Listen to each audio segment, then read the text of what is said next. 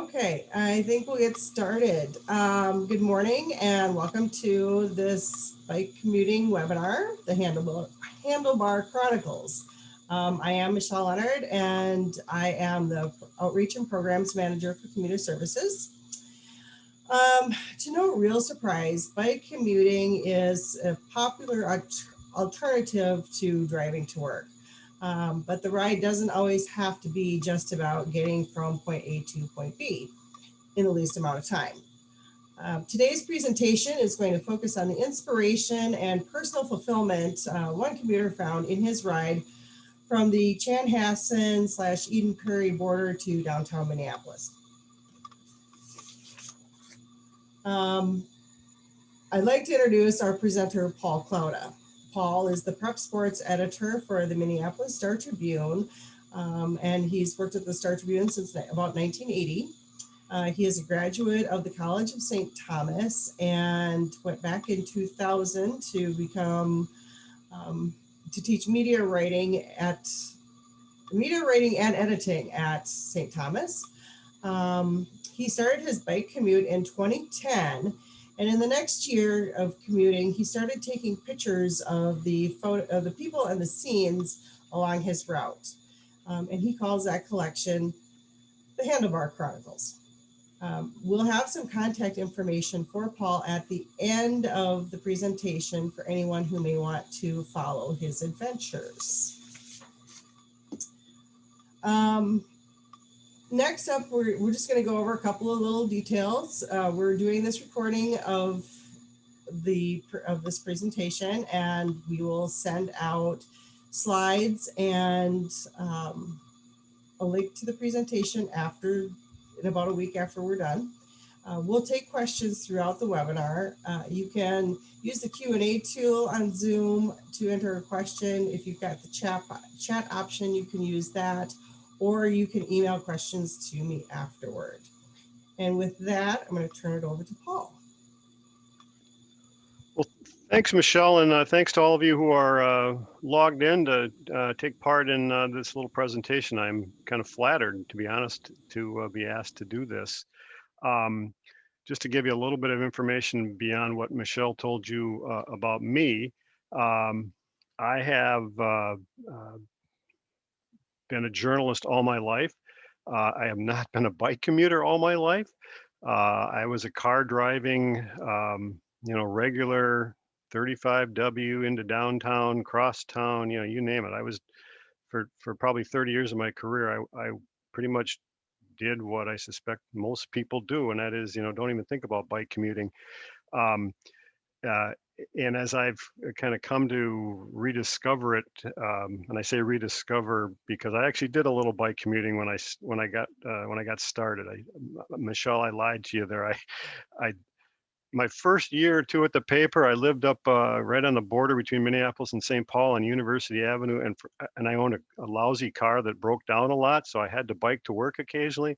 So I'd kind of go down that nice, easy gliding hill into the University of Minnesota, across the Washington Avenue Bridge, and go over to the Star Tribune. But I didn't do it as a way to, as a long-term kind of thing.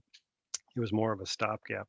And as I, grew up and moved out into the burbs, the idea of biking to work sort of never really occurred to me until I started to wear out physically, like a lot of us baby boomers. I was in my early 50s, and I wasn't able to run as much as I could before.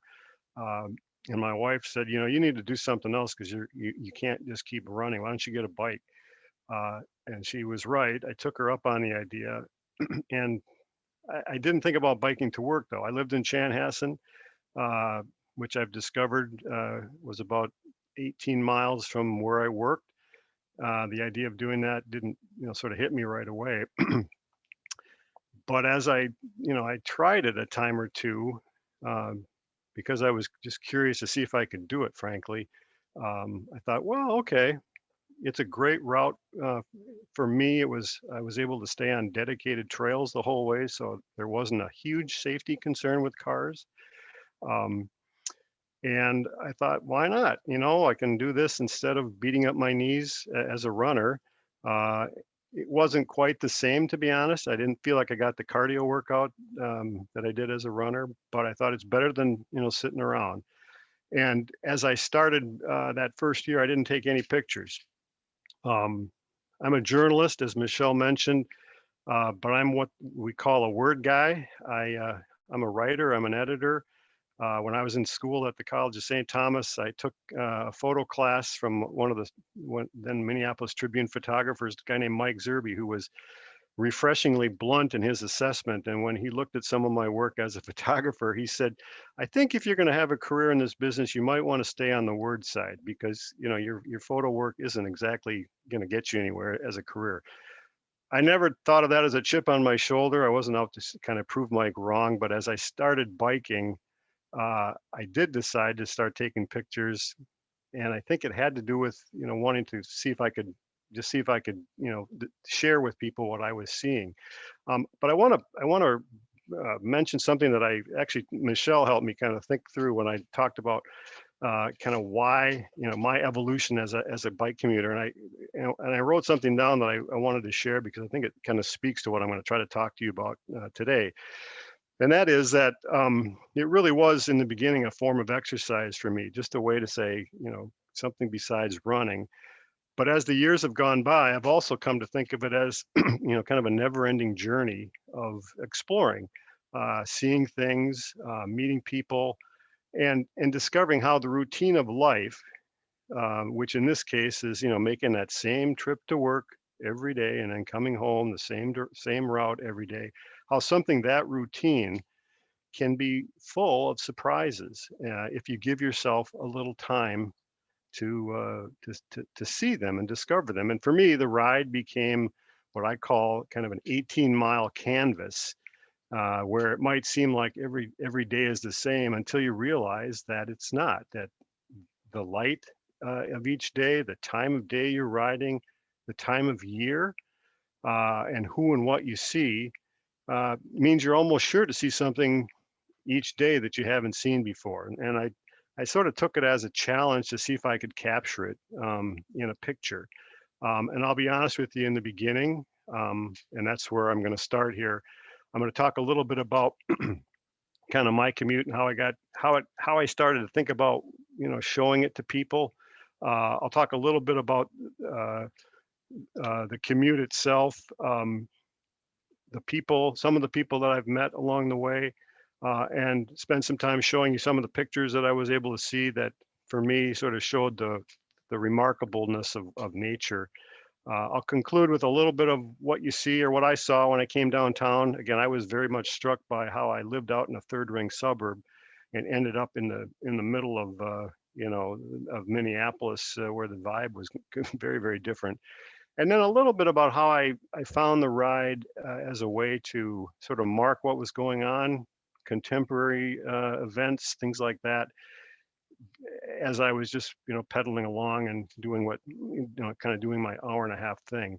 So the slide in front of you here shows me these are the first pictures I took. And I'll be honest with you, I was trying at the time to take pictures with a camera that my daughter, who was a college student, had discarded because she wanted something nicer. So I was using a real camera, if you will.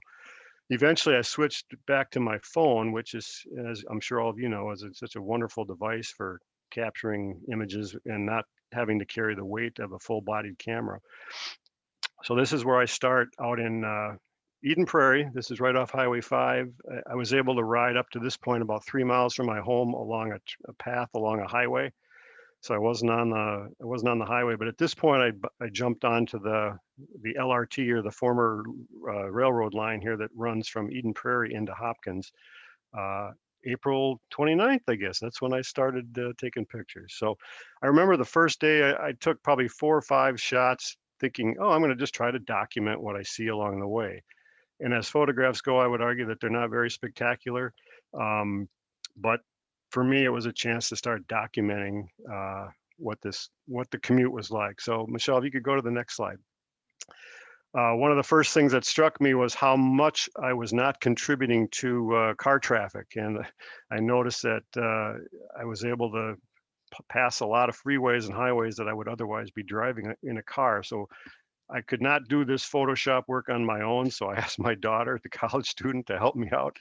I said, Melissa, can you kind of put these pictures together into one slide? So these are what I call the 7 highways that I didn't have to take when I was riding my bike to work. And I can just real quick from the left, number 1 is Highway 5 out in Chan. Number 2 is, I believe that's the crosstown up ahead.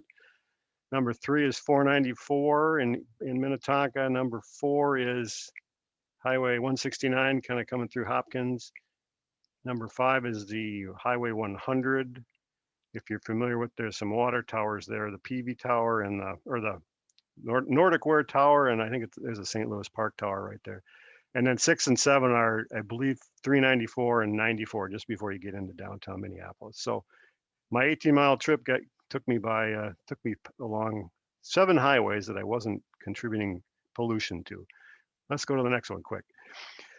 And again, for me, it was kind of just trying to think about what did I see along the way. Out in Eden Prairie, right now there's a rather normal looking bridge that you go over, but when I recalled the history of Eden Prairie and did a little searching on the internet, frankly, discovered that this used to be a horrendous traffic jam for commuters out in that part of the world, where the bridge was an old railroad trestle, and as it turns out, it was kind of the place where the high school kids and others would go and sort of paint their thoughts, and including Prince. Or I don't know if Prince ever was there, but there was a giant picture, a painting of Prince on a motorcycle that was on this bridge for quite a while. So I just kind of told the story of a little piece of history, which maybe there isn't a ton along this old trail, but there was at least this little piece.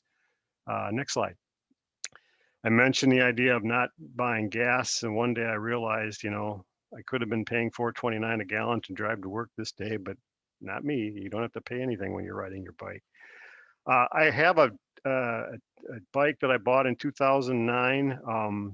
Frankly, it's still the same bike that I use. I think I've changed panniers once. I've changed a few tires, but not a ton. The nice thing about a dedicated trail is there's not a lot of glass to worry about. Broken a few cat eye, speed counters. I will say that when I rode to work in the beginning, I was still thinking of myself as sort of a guy who could stay in shape. So I would try to ride in some days as quickly as I could. And I remember I got downtown in a little bit over an hour one day, and I thought, wow, this is really great. But as I've gotten older and slower and less interested in speed, I've decided that it's the same distance. It's the speed isn't all that important. I'd rather stop and take pictures like this. So I've slowed down quite a bit, and some of that's because I'm more curious about what's going on around me rather than just, hustling to work. And I was fortunate in that my job allowed me to start, kind of a soft start time. So if I wanted to stop, I didn't have to worry too much about getting my boss mad at me when I got to the office. Next slide. I've discovered, that the route I ride it's got a new, it's got a history to it, but it's also got a future to it that's going to be very different. The Southwest Metro line that's going to be coming, and has been somewhat controversial in this little stretch of the trail. This is along what's called the Kenilworth Trail. It's sort of between the Midtown Greenway and downtown, where they're going to, put the light rail line through. And frankly, it has, the construction as it's begun has created detours and some disruption for the ride. And as a journalist, I try not to express my opinions when I'm commenting on my photos, which I post on Facebook, and I post them on Instagram as well. But clearly change is coming, and it's going to be different. And I would be lying if I didn't say that I sure hope there's a way to keep people biking through here, because it's a beautiful stretch. It looks quite a bit different now while it's being rebuilt. But I sure hope you can still bike through here. Next slide. Lots of nature you bump into, especially in what I call the second half of the ride between Hopkins and home. Geese are sometimes the issue, but you're going to see deer, you're going to see turkeys, you're going to see tons of rabbits and birds. And if you like nature, this is a place for you. And Luke helps us out by saying, yes, there will still be a bike path through Kenilworth. Thank you for that. That's great to hear.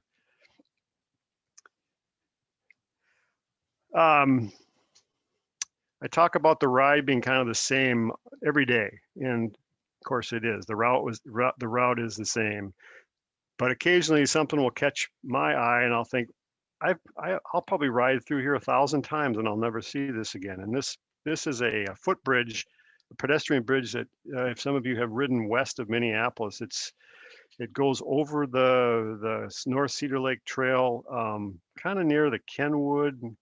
I think 394 is on one end and Bryn Mawr is on the other. But anyway, one night I came through here and just managed to see these two cyclists going in opposite directions. And I've seen them going one way, I've seen them going the other way, but I think maybe twice have I seen, in my 10 years of riding, have I seen sort of this little symmetry of, two people wheeling in opposite directions. So I stopped and took a picture of it because I thought it looked kind of interesting. I'm pretty sure, let's see, this is 2015. So by now I've switched back and I'm just using my iPhone. I had an iPhone at the time. Now I've got an Android. They're remarkable little devices, aren't they? You can really, I think, do a lot with them. And I've enjoyed kind of pushing the phone to see what I can do and see what it can do for me. So I just took a picture of a bridge that, 99% of the time looks pretty ordinary, but this time I thought it looked kind of cool.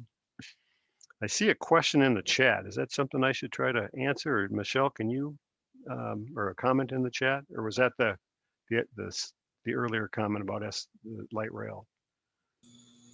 That was our last comment from Luke about the light rail. Oh, okay, great. Thanks, Luke. Another little piece of history riding through Hopkins. There's a big water tower with a raspberry on it. It's symbolizing the Hopkins festival that they hold. And now the trail has been torn up for what I'm pretty sure is one of the light rail stations on the other side of the fence there. And I was always kind of curious to see how Hopkins got its name. And when I did that, I actually did it a few years before this picture, discovered there's actually kind of a funny story about how there was a little spat back before Hopkins was officially a community. It was called West Minneapolis, where a guy named Harley Hopkins sort of put his foot down. He owned I think he owned the depot that was there, and got in a fight with the post office. The post office felt like they'd never drop mail off at this place if they called it Hopkins, but he somehow got them to change the name of the town. So I wrote about that in one of my posts. And now when the rail line is sort of coming back to this area, to me, it's a little bit of the evolution of history, that what had been kind of a railroad stopping off point, if you will, before people headed out to Lake Minnetonka to their summer homes, is now going to once again become a rail line of a different type. Even though, somewhat selfishly, it's kind of ripping up what I thought was a pretty nice stretch of the trail. And I'm not sure, maybe Luke knows what's going to happen through here. I sure hope there's still some way to get through Hopkins and get downtown. Next slide. Taking the detours has put me in places that I, sometimes or wouldn't have seen otherwise. I think it was 2019. Yeah. Oh, thanks, Luke. Yeah, we'll be able to bike through Hopkins. Great. Thank you. 2 years ago, the detour into downtown, instead of being able to kind of come up kind of by there was you came up kind of near Target Field. You had to go through Loring Park to get to and from the trail. At least that's what I ended up doing.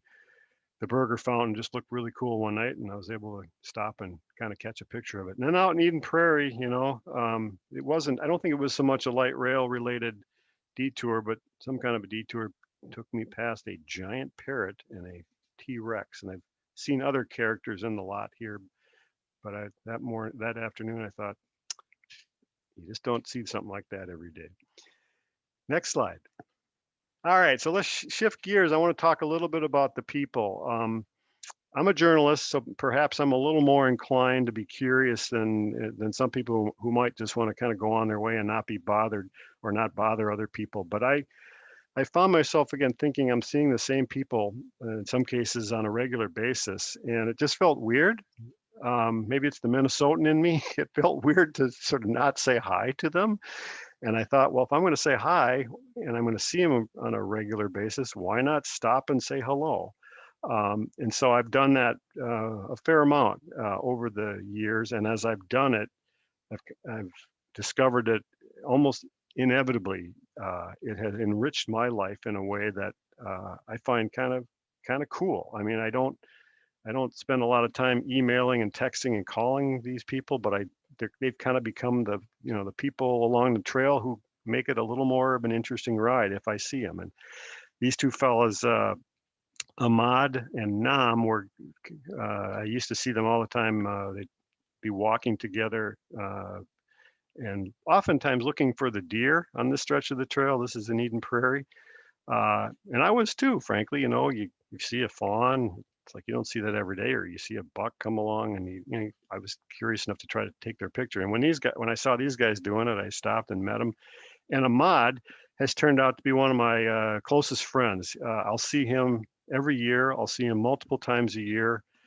We've gotten to know each other enough that we were sharing COVID stories last year, and um, you know, he's just an interesting guy. And he's just a guy going out for a walk, and I'm just a guy biking to and from work. And yet we've kind of made this little friendship.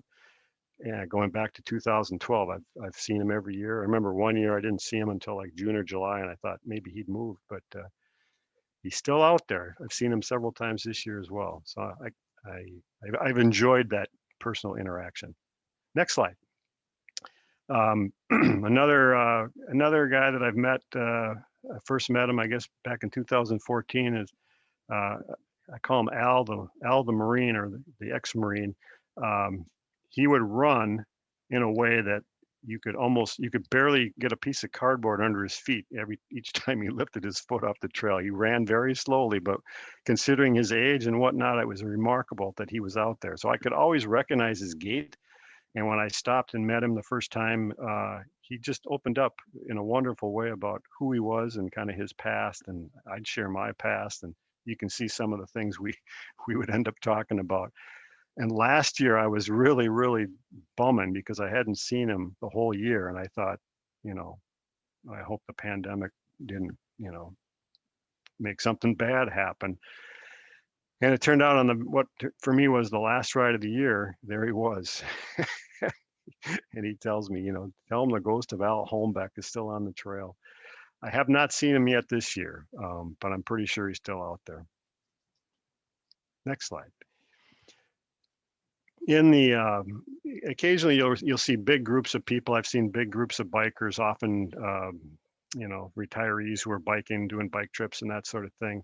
But right in the first part of August, you see the cross-country kids who are out there getting their workouts in before practice starts. And in this case, when I met these guys, they told me they were just starting their season at Eden Prairie. And being an old runner myself, I was always sort of sympathetic with the guys who get out there and the women who get out and run. Quick story here. Again, this is Eden Prairie, so they got, I refer to it as the University of Eden Prairie because it's a giant high school with their enrollment. There must have been, like I said, 150 to 200 kids who came by. But they were all polite, they got out of my way and I stayed out of their way. But one of them, it turns out, is the son of a woman who follows me on Facebook and Instagram, who I've never met in person, but she reached out and was wise enough to figure out that one of these kids is her son, and I don't know which one, but she pointed it out to me when I posted the picture, and we've now become kind of good, social media friends, just by virtue of this picture. So you never know. That old 7 degrees of separation sometimes can get down to 1 or 2 degrees. Next slide. And one of the mantras that I've posted about from time to time is you just never know. Some days you never know what you're going to see. I don't go into each ride thinking I'm going to take a picture of this, I'm going to take a picture of that. As I say, the ride will provide. And this was back in 2017. Seeing this guy riding along with a dog on his back, I thought, I have never seen this scene. This is right over by Shady Oak Lake. And when I, caught up to him, he was good enough to just stop and talk for a little bit. And then I learned the dog's name is Porsche, and the guy's riding a Volvo. It was too good. I just had to post about it. And I've never seen him again. I would love to see this guy and his dog again. The dog, he took the dog to the lake to kind of cool off, and then I guess the dog doesn't like to walk after that, so he gives the dog a ride. Pretty cool. Sometimes you meet people who are going a lot longer than you are. The guys on the left, I thought their packs were awfully full for riding between the suburbs in Minneapolis. And when I saw them and caught up to them, I just started talking to them, and turns out they were biking. They were staying with some friends either in Hopkins or Minnetonka, and they had just taken off that morning, and they were heading to upstate New York, commuting across the country to get back home, basically. So you never know who you're going to see. The guy on the right, his name is Alex, and I saw him several times one year.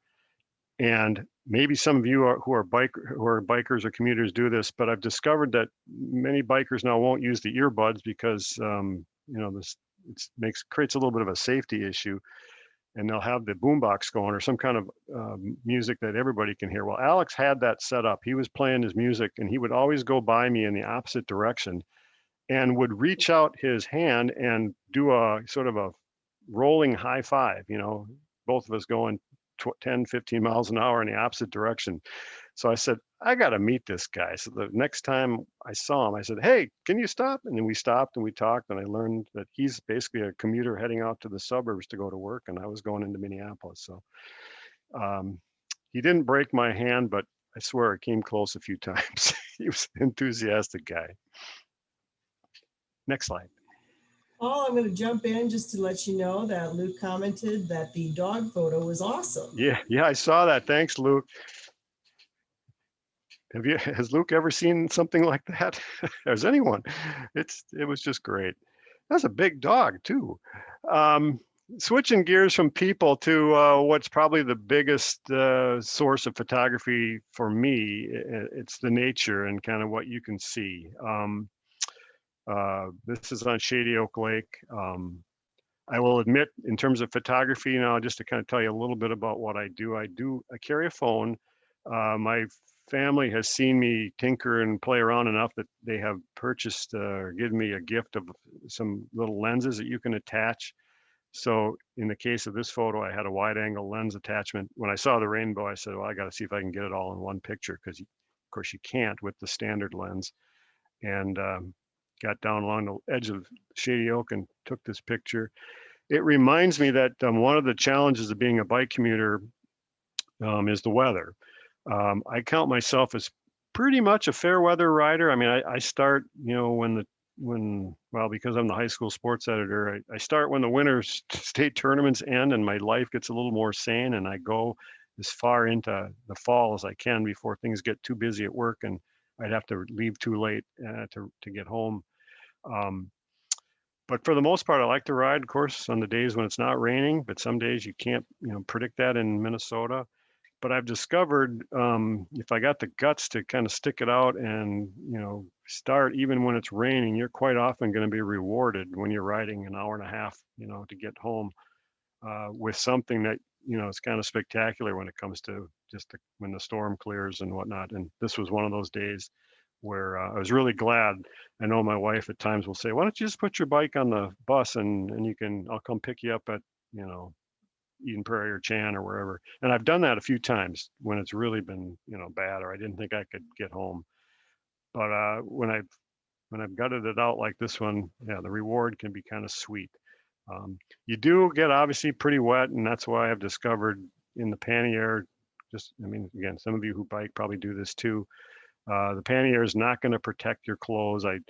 For several years, I would double target bag my work clothes and put them inside on days when I thought it would rain. And now I've got some kind of special bags that are even better than target bags. But expect to get your clothing to get a little bit wet. But when you're going home, all you got to do is jump in a shower and you're back in you're back in business. So yeah, a lot of cool nature, and that's what I'm going to show you kind of going forward here. I'll talk more about puddles in a minute, but yeah, when you're riding, this is on the little stretch of the Midtown Greenway, just past I think it's the Lake Street overpass there as you're coming out of St. Louis Park into Minneapolis. Yeah, you're going to get wet from time to time, but I think as long as you can avoid the lightning and the hail, which I haven't done. I mean, I've avoided lightning, but I have gotten hit with hail. The helmet's a nice thing to have when the hail starts, and a bridge is a good thing to hide under when the hail starts, of course. But the pictures can be kind of cool too. Yeah, you get to bike all year round, and man, in the fall, I tell you, I never want to quit because when I end up, it seems like this is about mid-October when we hit sort of peak, awesomeness for fall colors. Um, it's just spectacular here in Minnesota. And when I think about what things look like in the spring when I start, and then the evolution through the summer and all the colors of the flowers and different things you see, but then when you hit fall, it's like, holy moly. And this is, I guess, again, photo tips that maybe some of you already know, but if not, these reflection shots, especially in the morning and when it's calm, to me are kind of fun. My daughter told me a long time ago, hold your phone really close to the water and you get a better reflection. So I try to do that. And if you flip the phone upside down, you can get closer to the water without falling in. So yeah, the fall is pretty awesome in Minnesota. And so are the post storms. This was another one of the rides that started out in, this is one. Hey, thanks, Julie. Appreciate that.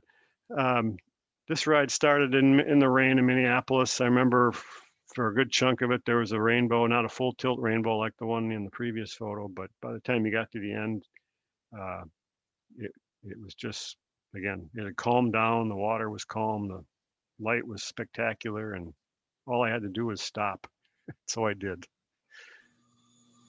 Paul, I'm going to read in Julie's comment here. She says, "You're making me eager to get out on my bike more." Good. Next slide. Oops, I might have jumped over one. I call it, if you can go back one, I think there was a picture, kind of an overhead shot. This is the one before the next one. Oh, okay. Sorry. Okay. Sorry. Yeah, reflection shots. This is from a bridge. This is on the North Cedar Lake Trail. There's a little bridge as you kind of coming out of that prairie, out of St. Louis Park and into Minneapolis. And this is Cedar Lake from the north end. Again, I just got lucky and caught those clouds kind of doing that sort of roundy thing, and out in the middle with somebody who, as I said, wouldn't it be nice if I could canoe to work? That would be a commute. And again, I've probably ridden over this bridge a million times. Maybe you have too, or ridden it.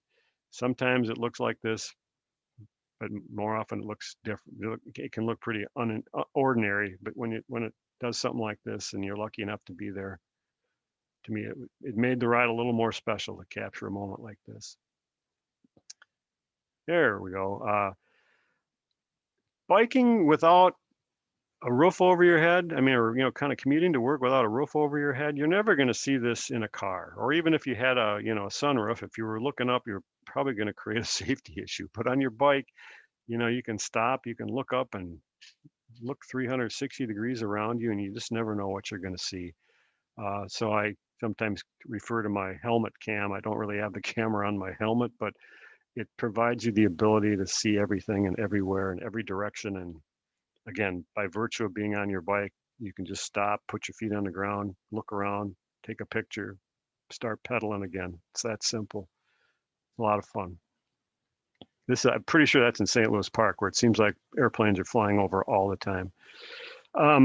Last year, I had to modify my commute a little bit. I ended up working from home, like I suspect many of you did.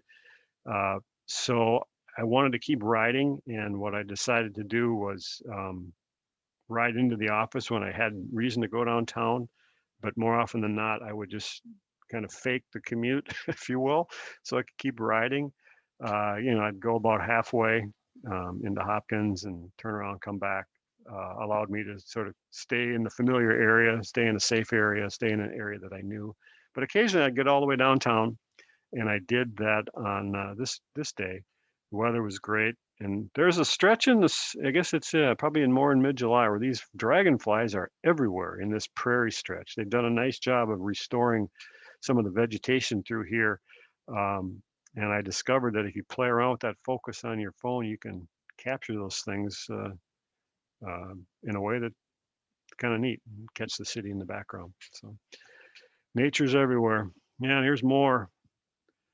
I think in my years of riding, I've gotten close enough to the fawns, maybe a couple times. Well, actually, last year I was lucky because I had it happen a couple times. Some years you don't get this close, but there's a period where they are so new that they seem to just, when something approaches like a human, they haven't quite figured out the threat or what to do about it, and they just sort of drop on their legs and lay there in the grass. And this one did that long enough for me to get pretty close to it. I thought this is kind of neat, so I shared that. And then yeah, the berries, the butterflies, the whatnot, they're just cool. We're doing a better job with the bees. It seems like I'm seeing more bees and butterflies every year. I know some people say they're worried that we're not doing enough as a society, but at least in the stretch that I'm riding, sometimes you can even see them hanging out upside down and watching you go by. Again, with these photos, it's just a matter of, playing with the focus. In some cases, the phone I have now has that sort of portrait view where you can make the background even more blurry. But in this case, I'm pretty sure it was just getting up close, maybe enlarging the screen a little bit, tapping to make sure it's focusing on whatever you want it to focus on. And back in the days when we had to use film, of course, we'd say, I got to get that shot right or I'm going to run out of my exposures. But with your phone, you got unlimited space, or you can just delete all the ones that didn't turn out, which I've done a lot of. Next slide. Paul, we have another comment, and it says, it's from Melissa, and she says, oh my goodness, these nature pictures are breathtaking. Thank you. Appreciate that, Melissa. Maybe there's a couple more here. I'm not sure if breathtaking is the word, but yeah, the kind of in the fall, you start seeing more of the grasshoppers and an amazing number of little toads, especially on the humid nights. The one in the morning there with the grasshopper, again, that's just sort of using the phone, putting it upside down so you can kind of highlight the animal or the insect as much as possible. And then if you have a bike light, which I recommend just if you're going to be riding in any time when the light is not good, if you take it off the little stand on your the little clamp on your bike and lay it down next to the toad, you've got not quite Star Tribune studio quality lighting, but you can make it look kind of different. So that's what I did here. I think I even took a video of this one and watched it sort of eating all the bugs that were hanging around because of the light. The light was drawing bugs into the, and so I think I was helping this one eat by taking its picture. Yeah, the seasons being what they are. I think the one on the left was from a melting ice structure of some kind in Eden Prairie. And then to me, you see a lot of berries, you see a lot of nature, fruit, and often they just look, even the drips on the berries, my kids will say, you spend too much time looking at that stuff. But occasionally they're there long enough and the berries are such that it can even change the color. So I've seen gold, I've seen this pink and red. You don't see it every day, but when you spot it, I've tried to find a way to capture it and share it just because you can. So yeah, and water everywhere. More than once, people have seen me, crouch down low to the ground, like with that leaf picture on the right, and they've asked me if I'm okay. They're worried that something's wrong, and I'll always say, yeah, I'm fine. In fact, in this case, more than fine, because this was kind of a cool little thing where this was just a stretch in Eden Prairie where a storm had come through, where rain had come through, and got there before it had all evaporated. And I'll talk about puddles in a second. When you ride over the top, when you're riding with your bike and you look down, it's amazing what you see, I think, because you just see things that you you might not notice well, you wouldn't notice them in a car, but when you're biking to work, you have the chance to see stuff like this. The spider webs are always interesting to look at, but you got to catch them before they dry out. Puddles. Oh, puddles are your friend. Okay, I learned this early on when you're biking along and you go by a puddle that's been left, from whatever. You see the reflection of whatever's above, and when it's cloudy out or when it's partly cloudy, it just sort of catches your eye. And occasionally, as I've thought more about it, I thought, well, why not just get down there and look and see what it looks like from the puddle's point of view? And with a little bit of practice, sometimes you see things that are more striking than others.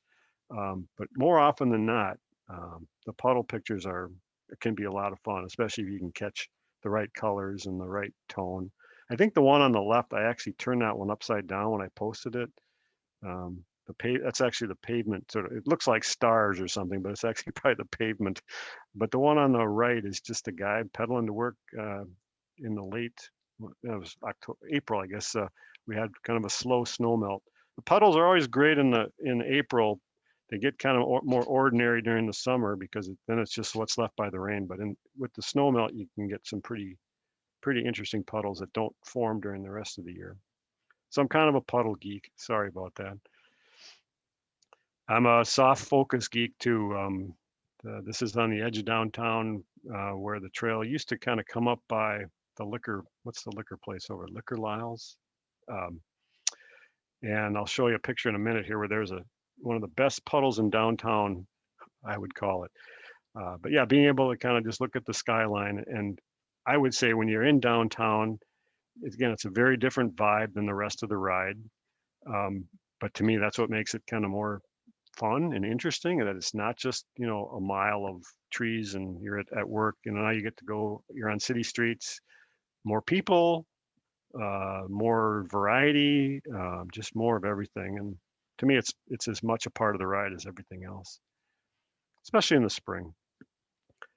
I probably rode by this building, hundreds of times, and would often look and see that reflective glass and think, oh, I can see different, you can see the Fauché Tower, or you can see some aspect of downtown that would look kind of interesting. But one day I came through here, I guess this happened to be my birthday, and just the way the clouds hit it, I thought kind of cool. So I stopped and took a picture. That's what I do. Oh yeah, I don't know if this puddles is here anymore. And if any of you have biked in off the Cedar Lake Trail, maybe you've ridden by this spot, but this is in kind of a sketchy little part of the edge of Minneapolis, but man, it's got one of the best puddles, I think, in the city. And this particular day with the clouds and the light and whatnot, and the fact that there were no cars in the lot, I was able to get what I thought was kind of a neat shot. I will admit I've taken that picture a few times because I'm so enamored with that spot. And again, at different times of the year, depending on what the light looks like, you can get a different look from the same scene and the same puddle. So I guess that's what routine will do for you. Remember that bridge I showed you earlier on where the two cyclists were going in the opposite direction?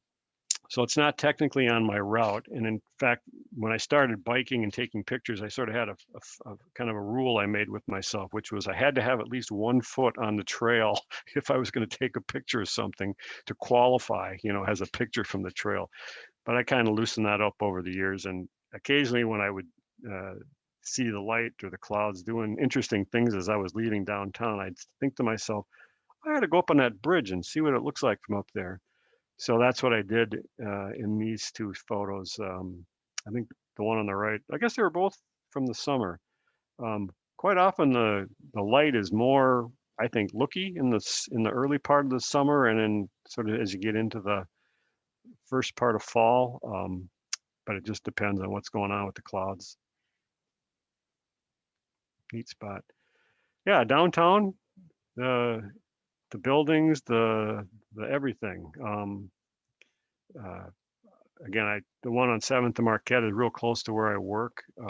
So I would just kind of get to that first stoplight as I was leaving, look around, in this case, looked up, thought, I can get all 4 of those towers in one shot. So I did it and It's not, anybody can do it. That's one of the messages I want to deliver here, is that these are not pictures that are somehow magically shot. They're it's just taking advantage of a moment and, pulling out your camera and giving it a whirl and see what happens. And then on the right, this was just a few weeks ago, or I went downtown to get a haircut and saw the Capella Tower looking a little bit like that's where I work in Capella when we're in the office, showing a little bedhead. Downtown is not quite back, I would say. I remember on this day someone said, "Are the food trucks out?" And the answer was, I didn't see any food trucks yet. But there are definitely more people downtown. I think it's coming back. It's just going to take a while as this pandemic plays out. I know some people are concerned about the level of their safety. I would say, I haven't experienced any nighttime riding that has given me pause, but that doesn't mean, you just got to be smart, like in all walks of life. But I think downtown's going to be fine. And when the clowns come back, we'll know downtown's back. This was kind of funny. What is it? The Aquatennial has the parade, and one night I had to deal with these cars in the bike lane, and turned out it was some clowns who were just having a good time.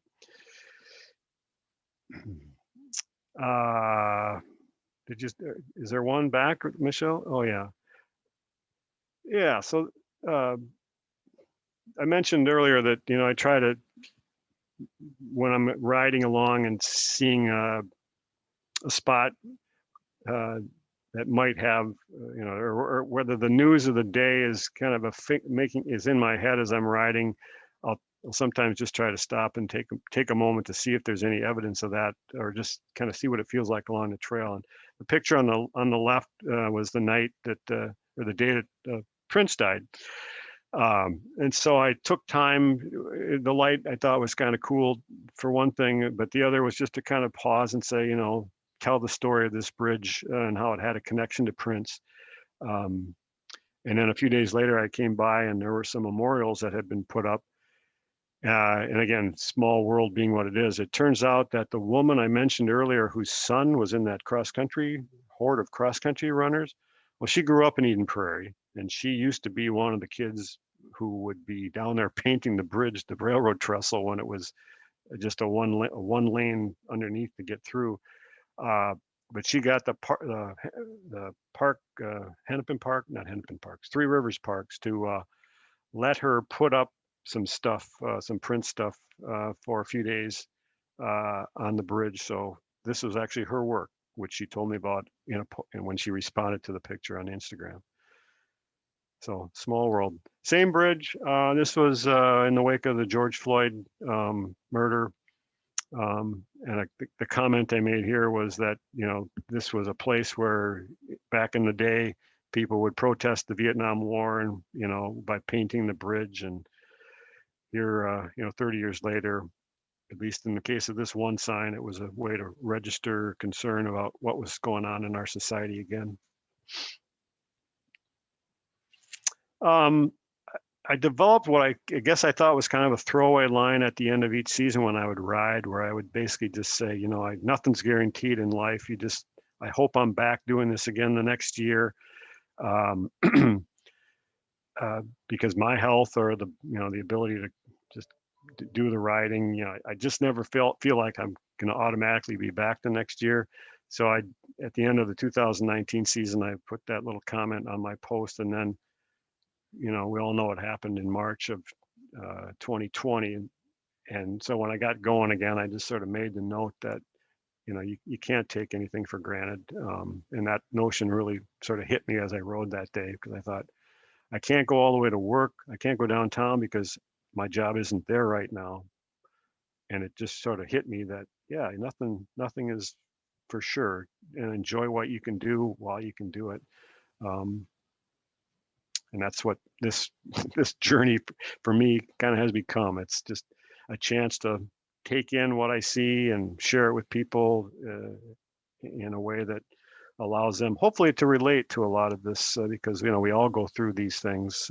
We all see and experience many of the same things. For me, this is just a way to kind of put that into words and into pictures. Same thing here. This was just kind of a coincidental moment. I believe this bridge is, where is it? I believe this is the bridge that the trail goes underneath 494 out near Minnetonka. And I'd seen this sign on the bridge pillar a few times, or, when I go through, but just happened to catch that deer in the background that evening and thought, yeah, we got to be careful. We got to take care of our planet. It means a little bit more when you see it like that. And I want to conclude on this slide, which is what I would call the home stretch out in Eden Prairie. Happened just a few weeks ago. My commute has changed since then because I no longer live out in Chanhassen. I live in downtown Minneapolis. So my commute to work, if I did it technically, point to point, would be about 6 blocks. And I've got a new challenge in front of me, which I've already started working on, which is how to make that commute a little more interesting than just 6 blocks. So I'm going to find a way to keep riding, hopefully keep taking pictures, keep capturing things that are catch my eye along the way. The journey, might only be 6 blocks door to door, but it doesn't mean you have to take the short way. You can take whatever way you want. And that's what I'm going to spend, the next few years, as long as I'm working, I hope, and maybe even after I retire, doing in some fashion. So it's, again, for me, it's a journey. These are the Handlebar Chronicles. It's what I see and experience. And I think it's, for anyone who's interested in playing around with photography, you can have this same kind of experience visit you if you just take a little bit of time to let it come to you and look for it. So thank you for taking the time to sit through this slideshow. And I hope I've left a little bit of time here, Michelle, to turn it back to you for any wrap up. Sure. Well, thank you, Paul. First of all, I'll read in a comment that we just had. It is from Melissa that you really captured the beauty and joy and story of bicycling. And thank you for sharing your story with us. It was very special. Thank you. At this point, I'd like to open it up to questions. If there are any, you can go ahead and put them into, Julie adds in great series of photos, Paul. And Michelle says, I love this. Great job, Paul, from Michelle, the cross-country runner mom / oh my goodness, they're coming in fast and furious. Great job and photos. I'm sorry I missed the first few minutes, from Kent. Do we have any other questions or comments? All right, then I will move on to this slide, which it seems like a few of you might be interested in. To see some more of Paul's collection, you can follow him on social media. And again, we'll be sending out this slide deck when we're done with it. So you'll be able, and these are live links, so you'll be able to follow Paul on Instagram or Facebook or contact him through email. And I just wanted a quick run through some of the resources that Commuter Services has for bike commuting. We have a lot of good information out there. The bike trail updates, I know many of you are probably on our email list. If you have colleagues who are also bike commuters, be sure to tip them off. We're always happy to add to that. We have a bike tips brochure. It's kind of it's like a how-to guide for bike commuting. There's the clothing recommendations that are all season. Winter bike commuting handout. We've had a lot of requests for those over the cooler months, so we're always happy to provide that. Hennepin County Bike Trail Map is, we send out the most current every year for just a request. And then we've got another resource that is just with the other resources that are out and about that you can go to for bike information. And then of course we have this bike commuting webinar, and we've got some others that we are building, and those will all be available on demand. I see I have another comment here from Patty, and she says, thank you, Paul, for sharing your stories and your beautiful photos. Commuter resources that we have the bike to work materials that we just kind of talked about, and then we've got some other materials we can offer. customized transit itinerary and free ride passes for people. You just need to get a hold of us and we'll help you out with that. There's carpool and van pool matching and tips. We have the monthly commuter newsletter that I know many of you are probably receiving, but if you're not, please go to our website, and it's 494quarter.org, and you can sign up for the newsletter. There's a program called Guaranteed Ride Home that is available for registered commuters, and it is it's kind of a safety net. So if something happens with your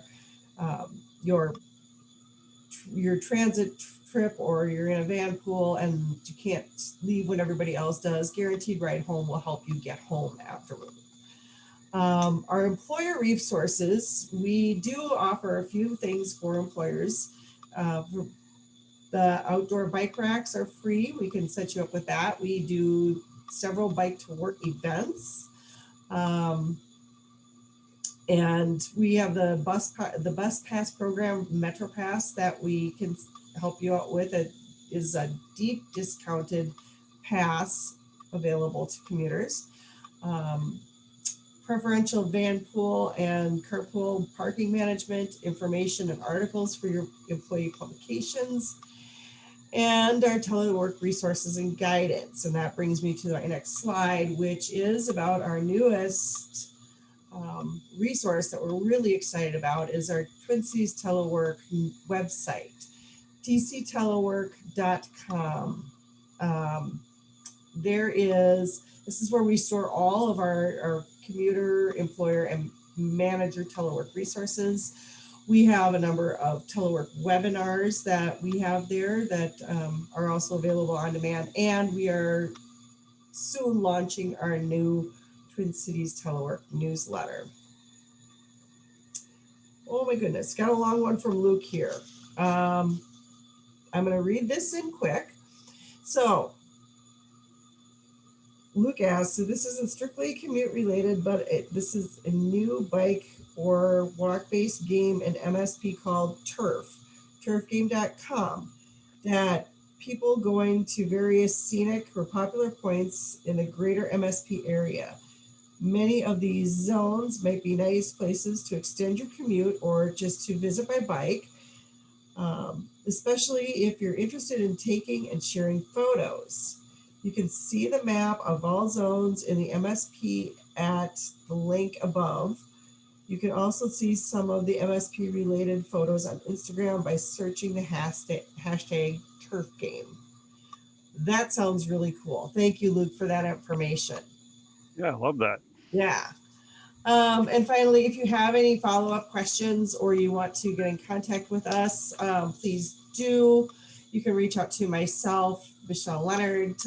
It's mleonard@494quarter.org, or my colleague, Kate Meredith, Kate at 494quarter.org. Our phone number is 952-405-9425.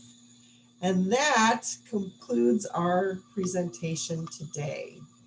So thank you very much for joining us. This has been a lot of fun. Thank you, Paul, for sharing your photos. I've been following Paul for a couple of years already.